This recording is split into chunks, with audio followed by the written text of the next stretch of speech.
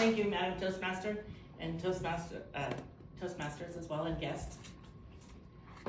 Icebreaker speech. It sounds like deja vu. Why? Oh, that's because I gave one back in 2013 when I originally joined Toastmasters back in Phoenix, Arizona. Oh, I'm sorry. My name is Sandee Giller. I grew up in Lynn, Massachusetts. Yes, I know. Lynn, the city of sin. You never go out the way you come in.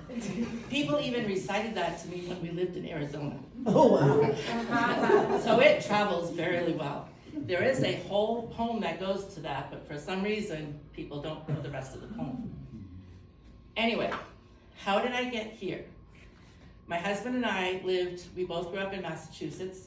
We lived in Alton, New Hampshire when we first got married. I have 2 children from a first marriage. They're now grown, adult, grandchildren, all live in Virginia, near my ex-husband. We lost our house in New Hampshire because we both lost our jobs within 2 months of buying our house. We moved around, things were not going well.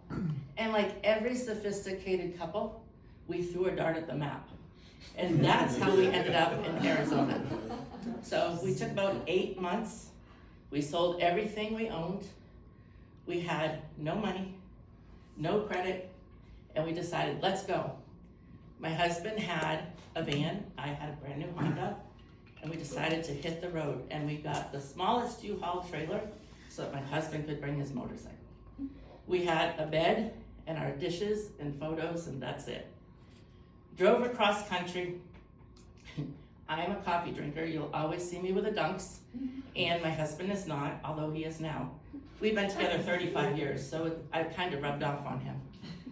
And we drove across country. When we got to Arizona, the only thing I had done was I prepaid for a hotel in Mesa, Arizona. Had no idea where Mesa was. It just was a place that I could pay for 2 weeks. It had a suite in it, and that was that. There was a person that I had found. Now remember, this is before internet, or as the internet was just coming on. Somehow I found this guy, his name was Greg, and he helped people with bad credit get apartments and all of that. He said, when you get to Phoenix, look me up. We got to Phoenix, we literally had $50 to our name. That is all we had. We didn't have a way to go home. We didn't have a way to do anything. I called Greg and I said, hey, we're here. We booked a room the first night in La Quinta because we didn't know how to get to Mesa and we were tired.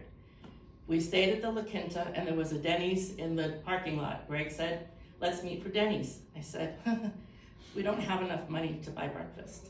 He said, I'll treat you. So he treated us to breakfast.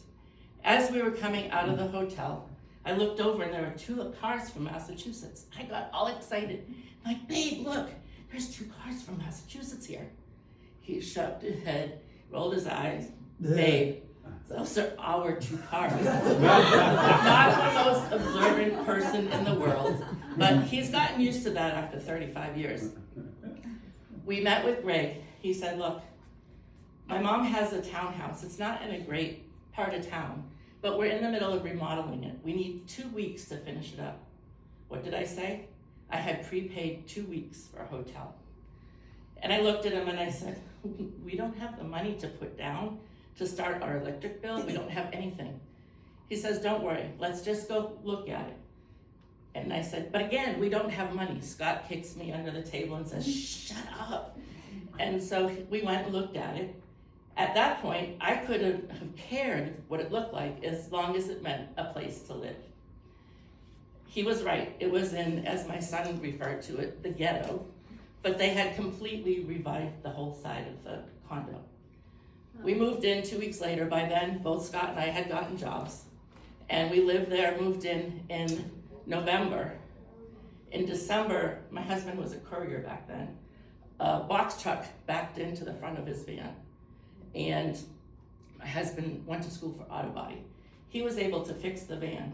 The insurance gave us $5,000 for the van. It cost him $1,000 to fix it. We got everything caught up in our name, paid our rent, and got on our way. Long story short, we were in Phoenix for 23 years. We've owned 3 different businesses, a courier business where we had 15 drivers. We had that for 11 years. We had a physical shop, and then the last business was my husband had a mobile mechanic business. 4 years ago, I got homesick. Every time we came back to visit family, I cried, please, can we move home? Scott said, no, no way, not doing it. We've been here 2.5 years. I guess I win.